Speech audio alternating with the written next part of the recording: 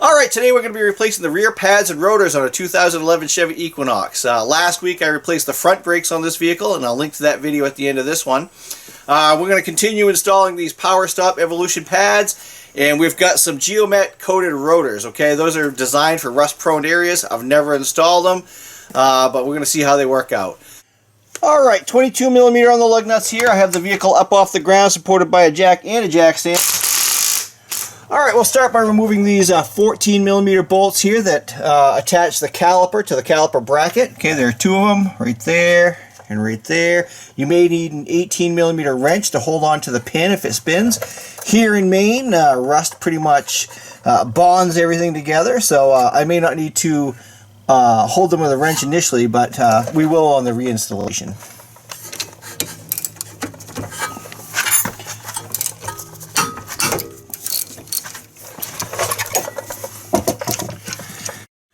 Alright, this one's a little bit more difficult to get at with a ratchet. I could use an extension and come in from behind, but I'm just going to try a wrench because it's not really on there that tight.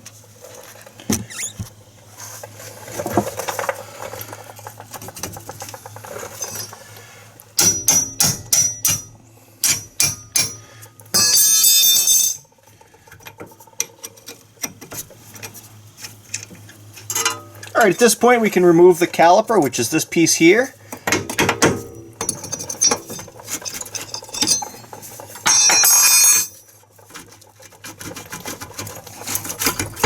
And we'll just set that aside here. Make sure you don't hang it from the hose. Set it right back here.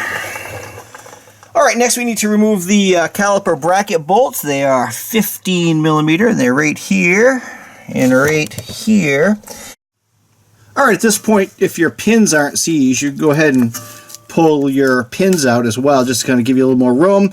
If you didn't buy boots, be cautious not to tear the boot. I did buy new ones, so we'll go ahead and replace those here in a minute. And we can get a ratchet on this one. Again, it's 15mm. Okay. And those, I believe, on the back, the front ones were torqued down to like 140 or something. I think these ones are like 92. I'll check them out when we do the reinstallation, but this one's going to be tough over here because of the shock. So we may have to use our highly calibrated elbow for that one. Oh yeah, no problem with 3/8. So 15mm, 3/8 inch ratchet.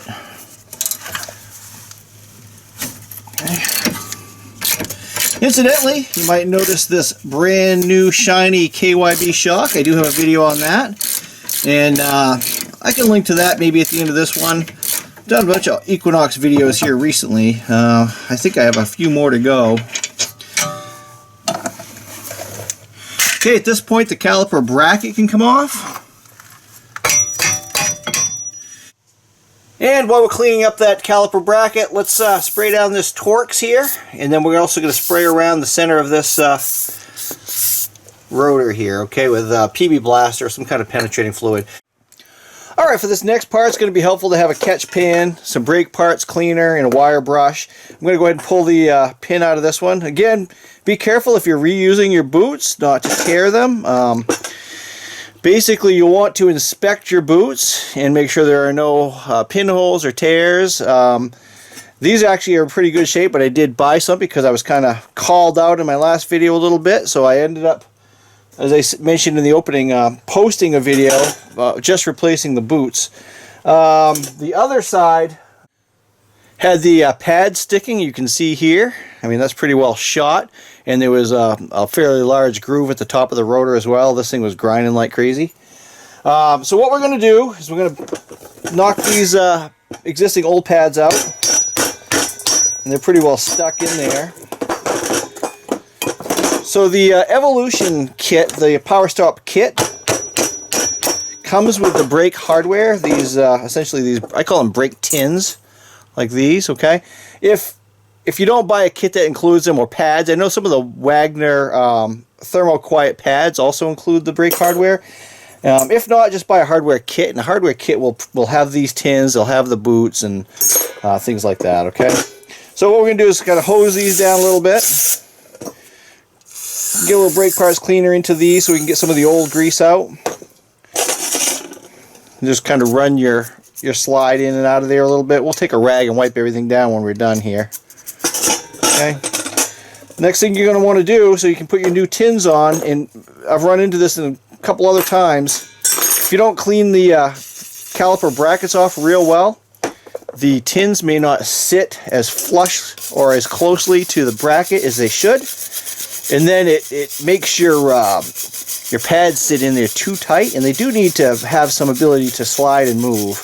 And I think that was what the problem was with the other side. The pads are pretty much fixed in place. Okay, so I'm going to continue on with this, and then we'll assemble it, and then we'll go see if we can get that other disc off, get it back together. Alright, so we'll load our pads up here, and I'll just make note of the fact that on this set here, the wear tab is on the inside, so the side that's closest to the caliper piston. And what you have to do is kind of bend the springs. So these things are sort of spring loaded. It's designed to keep these from sort of floating around and rattling, keeping some tension on the pads. You may have to slide them in, aside from using a wire brush and making it clean and tight, you may have to bend this little spring tensioner down, not bend it out of the way so it stays, but just kind of compress it back a little bit, okay? Alright, these particular boots go over the caliper bracket. The front ones actually went on the inside of the caliper bracket, and again I have a video just on the boots for that one. So what I'm going to do is just kind of start it from one side and then force it over. You could use a small screwdriver or something. Essentially you want to make sure that it's on and not going to come off. Do the other side here.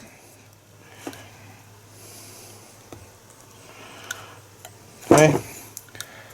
And just kind of check all the lips. Make sure, like that one's, the lips peeled back a little bit. I don't know if you can actually see it. Just make sure it's not peeled back, alright? Grease the pins up here.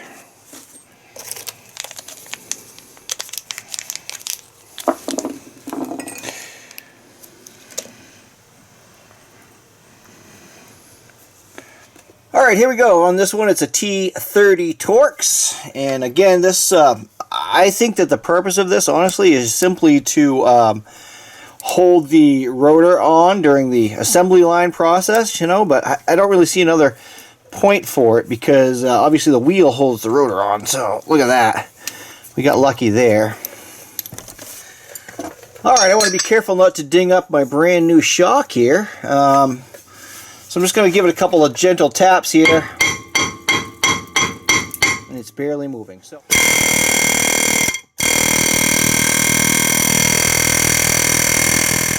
all right, we'll put it back the same way here.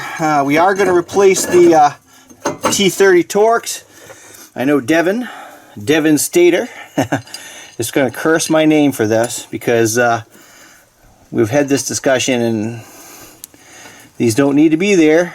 But because I have it and it came out, I'll put it back. You can yell at me, Devin.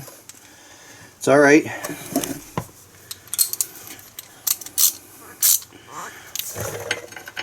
And we don't tighten it down much. We're just going to put it back.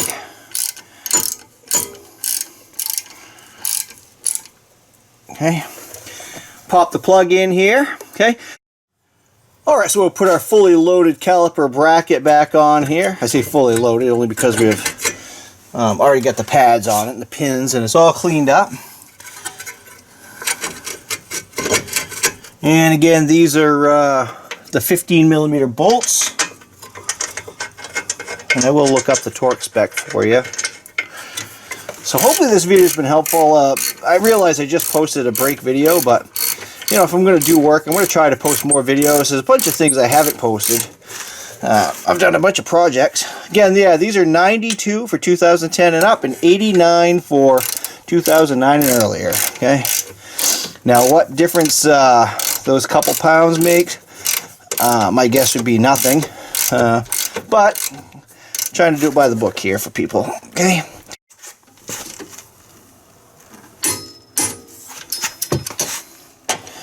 Yeah, I can't get in on that one. Let me grab my 3/8. Okay, there's 80. That's 12 more, 92. Alright, now we need to compress the caliper piston. We're going to use one of our old brake pads. Throw it over the surface of the caliper piston. I'm just going to use a 5-inch C-clamp here. Now this should pull back fairly easily. If it's real tight, you may have a stuck caliper piston. You may need to replace your caliper. What I usually do is kind of wind it, let it relax, wind it, let it relax, and it'll push back. These little calipers I probably could do by hand, but a C-clamp makes it easy. And I should mention too that I do have the master cylinder cover off. And what we'll do is we'll kind of check the fluid level and replace that before we pump the brakes. Okay? Alright, let's pop this into place. You may need to push your caliper pins back. Okay, so we're just going to push these back a little bit so we can slide the ears down by them. 14mm bolts here. These torque down to 20.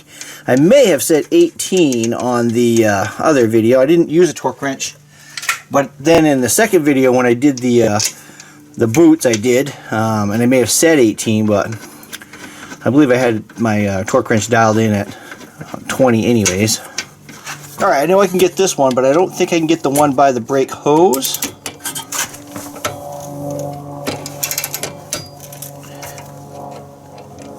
Okay.